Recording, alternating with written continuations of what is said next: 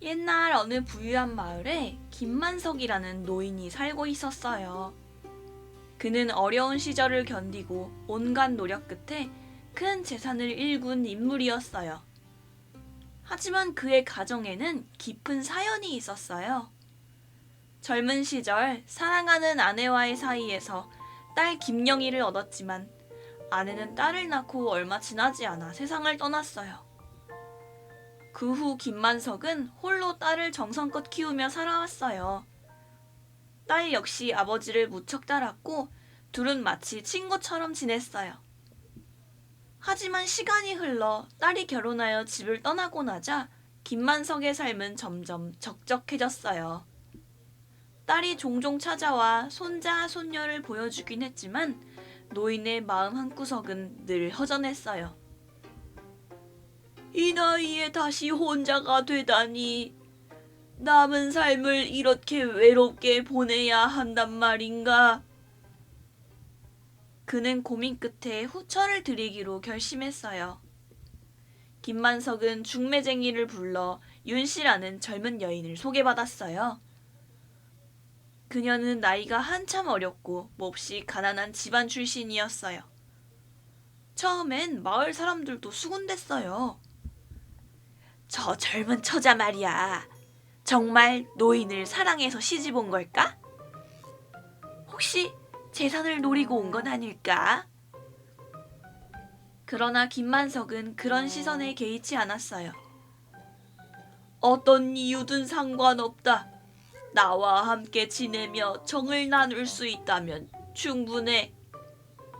그는 윤 씨와 혼인한 뒤 그녀의 친정에 많은 돈과 선물을 보냈어요. 그렇게 둘은 함께 살게 되었고 김만석도 새로운 삶을 받아들이려 했어요. 그런데 1년 후 뜻밖의 일이 벌어졌어요. 젊은 아내가 아들을 임신한 것이었어요. 내 나이 70의 아들을 보다니 이건 기적이야! 김만석은 너무나 기뻤어요. 하지만 그 소식을 들은 딸 김영희의 얼굴은 점점 어두워졌어요. 아버지가 재혼한 것도 못마땅했는데 이제는 아들까지 낳았다고? 김만석은 아들이 태어난 후로 더욱 활력을 되찾았어요. 아기의 손을 잡고 산책을 나가고 직접 이유식을 만들어 먹이며 하루하루를 즐겼어요. 하지만 그럴수록 김영희는 점점 불편해졌어요. 아버지가 사랑을 쏟던 대상이 이제 자신이 아닌 동생으로 옮겨가는 것 같았어요.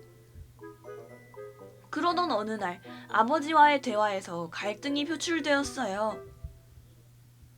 아버지, 동생이 태어난 건 축하할 일이지만 이제 유산 문제를 분명히 해두셔야 해요. 아니, 그게 무슨 말이냐, 영희야? 아버지는 평생 저 하나만을 두고 사셨잖아요. 그런데 이제 느닷없이 동생이 생기고 유산이 나뉘게 된다면 저는 억울해요. 김만석은 딸의 속마음을 알고 있었지만 쉽게 답할 수 없었어요.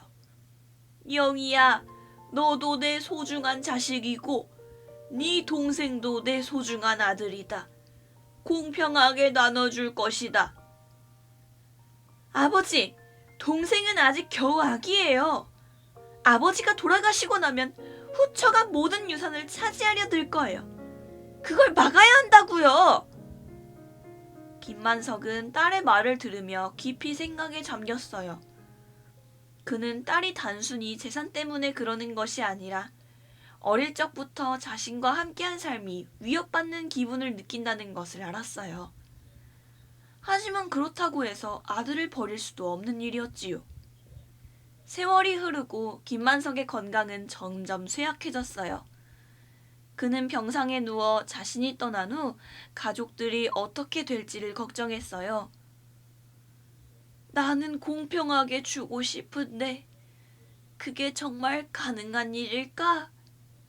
딸이 아들에게 적대적이라면 어떤 방법을 써도 유산 다툼이 벌어질 게 뻔했어요. 후처 역시 순박한 여인이었지만 어린 아들을 지키려다 보면 딸과 갈등을 빚을 수도 있었지요. 그는 결국 특별한 방법을 써서 유서를 남기기로 결심했어요. 그러던 어느 날 병상에서 후처 윤씨를 불러 말했어요. 내가 떠난 후 내 베개 밑을 확인하거라. 그 안에 유서가 있을 테니 장례가 끝난 후 열어보아라. 윤씨는 남편의 손을 꼭 잡으며 흐느꼈어요. 그렇게 하겠습니다. 영감님, 부디 오래 사세요. 하지만 그날 밤 김만석은 조용히 눈을 감았어요.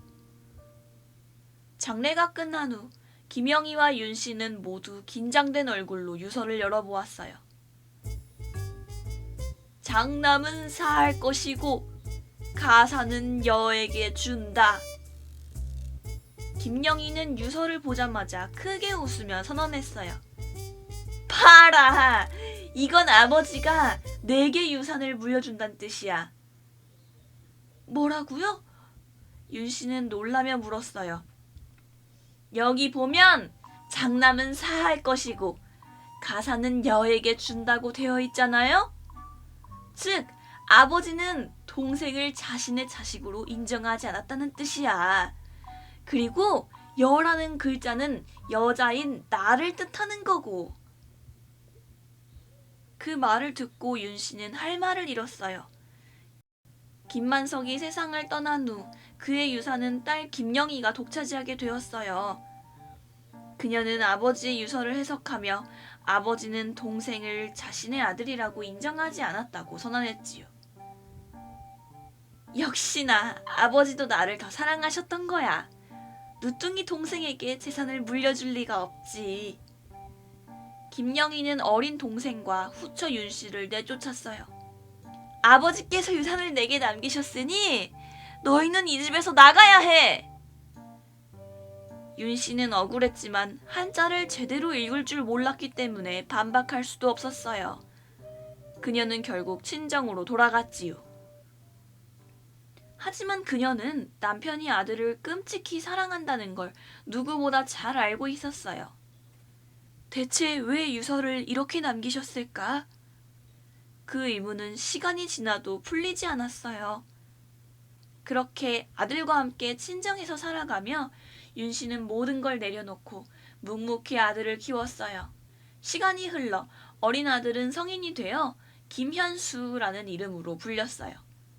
그는 어려운 환경 속에서도 책을 읽으며 학문을 닦았어요. 어머니에게 들은 이야기 속에서 아버지가 자신을 생전에 끔찍이 아꼈다는 것을 알 수 있었어요. 하지만 정작 유서에는 자신을 아들로 인정하지 않는 듯한 내용이 담겨 있다고 전해들었지요. 아버지가 정말 그렇게 말씀하셨을까? 뭔가 이상해. 김현수는 점점 유서의 내용이 의심스러워졌어요. 그는 어머니에게 아버지의 유서를 직접 보고 싶다고 말했어요. 어머니, 아버지가 남긴 유서를 한번 보고 싶습니다. 윤씨는 조용히 대답했어요. 그 유서는 네 누님이 갖고 있다. 하지만 네가 가서 보여달라고 한다면 거절하지 않을 거야. 김현수는 친누나 김영희를 찾아갔어요. 누님, 오랜만입니다. 네가 웬일로 나를 찾아왔느냐? 김영희는 동생을 보자마자 불편한 기색을 감추지 않았어요. 그녀는 여전히 동생을 가족으로 받아들이지 않았어요. 저는 단지 아버지의 유서를 직접 읽어보고 싶어서 왔습니다. 김영희는 비웃으며 말했어요. 아버지께서 너에게 남긴 건 아무것도 없어. 유서를 본다고 해서 달라질 건 없을 텐데. 하지만 김연수는 공손한 태도를 유지하며 간절한 눈빛으로 부탁했어요. 김영희는 이미 자신이 승리한 싸움이라 생각했기에 유서를 보여주는데 꺼리낌이 없었어요. 어차피 네가 읽어봤자 변하는 건 없어. 오히려 절망만 느끼겠지. 그녀는 유서를 김현수에게 내주었어요. 자, 직접 읽어봐라. 아버지가 너를 인정하지 않았다는 걸 네 눈으로 똑똑히 확인해봐. 김연수는 유서를 천천히 읽어 내려갔어요. 유서에는 이렇게 적혀 있었어요. 장남은 사할 것이고 가사는 여에게 준다. 김연수는 잠시 생각에 잠겼어요. 그리고 문득 이상한 점을 깨달았어요. 사?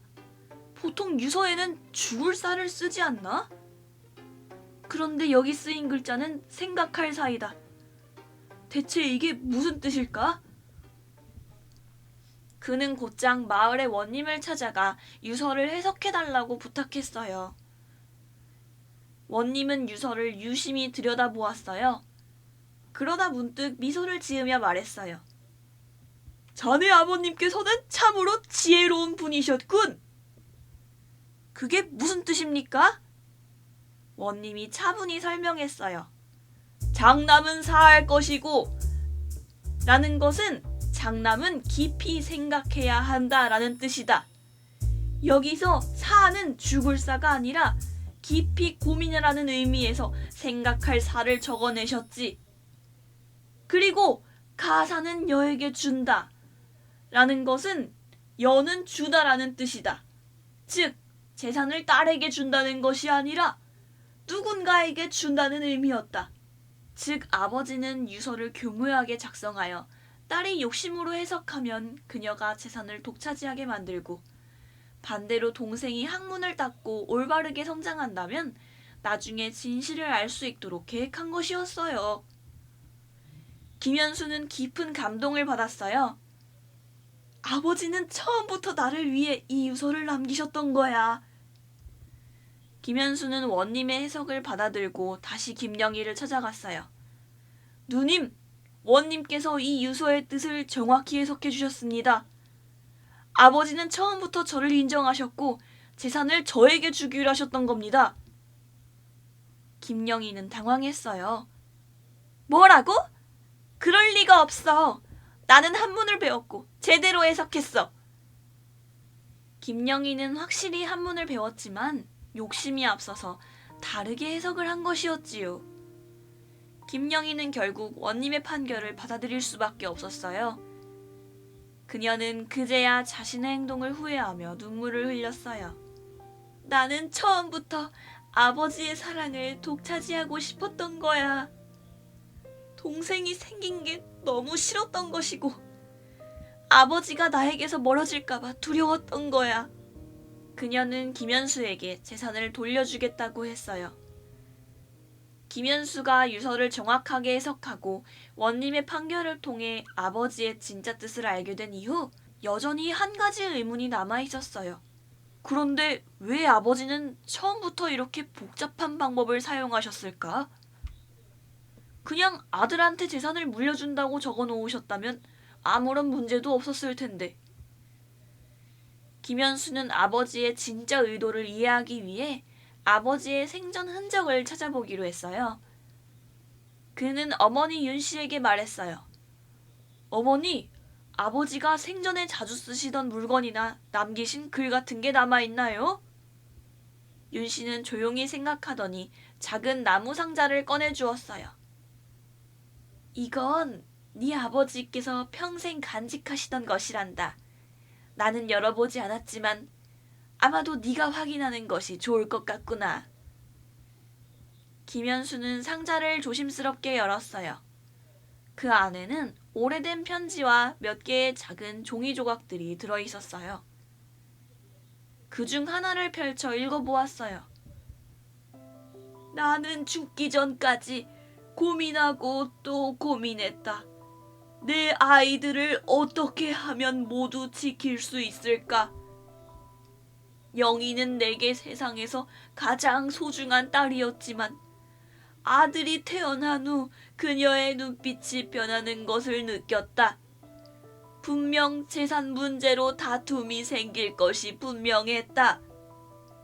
윤 씨는 욕심 없는 여인이었지만 어린 아들을 지키려다 딸과 갈등을 빚게 될지도 모른다. 나는 내 아이들이 서로 싸우지 않길 바란다. 하지만 만약 다툼이 벌어진다면 결국 지혜로운 자만이 유산을 받을 수 있도록 해야 한다. 현수가 충분히 성장하고 배움을 쌓을 때까지 기다려야 한다. 만약 그가 학문을 익히지 않았다면 이 유서는 영희의 손에 남게 될 것이다. 하지만 그가 학문을 익히고 지혜로운 사람이 되었다면 언젠가 이 유서의 비밀을 풀어낼 것이다. 김현수는 아버지의 편지를 읽으며 마음이 뜨거워지는 것을 느꼈어요. 아버지는 처음부터 이 모든 걸 계획하셨던 거야. 그는 단순히 재산을 누구에게 넘기느냐의 문제가 아니라 과연 누가 더 지혜롭게 유산을 사용할 자격이 있는가를 시험하고 있었던 거예요. 아버지는 저를 믿고 계셨던 거예요. 제가 올바르게 성장할 것을 믿으셨기에 이런 방법으로 유산을 남기신 거예요. 김현수는 눈을 감고 조용히 감사의 기도를 올렸어요. 아버지, 감사합니다. 저는 아버지의 뜻을 깊이 새기고 올바르게 살아가겠습니다. 김현수는 아버지의 편지를 읽은 후 다시 누나를 찾아갔어요. 누님, 아버지께서 남기신 편지를 발견했습니다. 김영희는 처음에는 편지를 읽기를 거부했어요. 하지만 김현수가 조용히 말했어요. 누님도 아버지를 사랑하셨잖아요. 아버지께서 마지막으로 남긴 글을 읽어보세요. 그녀는 망설이다가 편지를 받아들었어요. 편지를 읽어 내려갈수록 그녀의 손은 점점 떨려갔어요. 아버지는 처음부터 나를 의심하셨던 걸까? 아버지는 나에게 재산을 주고 싶지 않으셨던 걸까? 그러나 편지를 다 읽고 난 후 그녀는 고개를 푹 숙였어요. 아니었어. 아버지는 나를 버리신 게 아니었어. 그녀는 처음부터 아버지가 동생만을 사랑했다고 착각했어요. 그러나 편지 속에는 딸을 향한 사랑 또한 가득 담겨 있었어요. 아버지는 처음부터 나를 사랑하셨고 나를 보호하고 싶어 하셨던 거야. 하지만 내 욕심이 나를 가로막고 있었어. 그녀는 눈물을 흘리며 동생에게 말했어요. 현수야, 미안해. 나는 오랫동안 내 욕심만 보고 있었구나. 김현수는 조용히 누나의 손을 잡아주었어요. 누님도 아버지를 사랑했기에 이렇게 된 것이겠지요. 이제라도 아버지의 뜻을 함께 따르는 것이 중요합니다. 그들은 함께 아버지가 원했던 평화로운 가정을 만들기로 다짐했어요. 김현수는 이제 아버지의 유산을 공식적으로 돌려받을 수 있었어요. 하지만 그는 고민에 빠졌어요. 아버지는 저에게 모든 유산을 물려주고 싶어 하셨지만 저는 누님과 완전히 갈라서고 싶지는 않아요. 그는 오랜 고민 끝에 원님을 찾아가 재산을 어떻게 나눌지 상의했어요. 원님, 저는 아버지의 뜻을 지켜야 하지만 누님도 결국 제 가족이므로 함께 살아갈 방법을 찾고 싶습니다. 원님은 김현수의 말을 듣고 빙긋 웃으며 말했어요. 자네는 참으로 훌륭한 사람이로구만. 그렇다면 내가 좋은 해결책을 내어주겠네. 원님은 마을 사람들을 모아놓고 유산 분배 문제를 공개적으로 처리하기로 했어요. 그 자리에서 김현수는 선언했어요. 저는 아버지의 뜻을 따라 유산을 상속받기로 했습니다. 그러나 제 누님과 함께 나누어 가지려 합니다. 우리 가문을 위해 서로 돕고 살아가겠습니다. 마을 사람들은 감탄하며 말했어요. 아버지의 지혜도 대단하지만 이 아들의 마음씨 또한 훌륭하구나. 그렇게 해서 김현수는 아버지의 유산을 상속받았지만 누나 김영희와도 함께 운영하며 가문을 번창시켜 나갔어요. 그 후로 김현수와 김영희는 서로를 돕고 가문의 전통을 지켜나갔어요. 김현수는 학문을 닦아 훌륭한 관리로 성장했고 김영희 역시 가족을 위해 헌신하며 남은 생을 보냈어요. 이 이야기는 마을에서 오랫동안 전해지며 사람들은 이렇게 말하곤 했어요. 지혜로운 사람만이 참된 유산을 받을 자격이 있다. 욕심으로 가려진 눈은 결국 진실을 보지 못한다. 그렇게 해서 김만석이 남긴 유산은 단순한 재산이 아니라 가족을 위한 깊은 사랑과 지혜였다는 것이 밝혀졌답니다.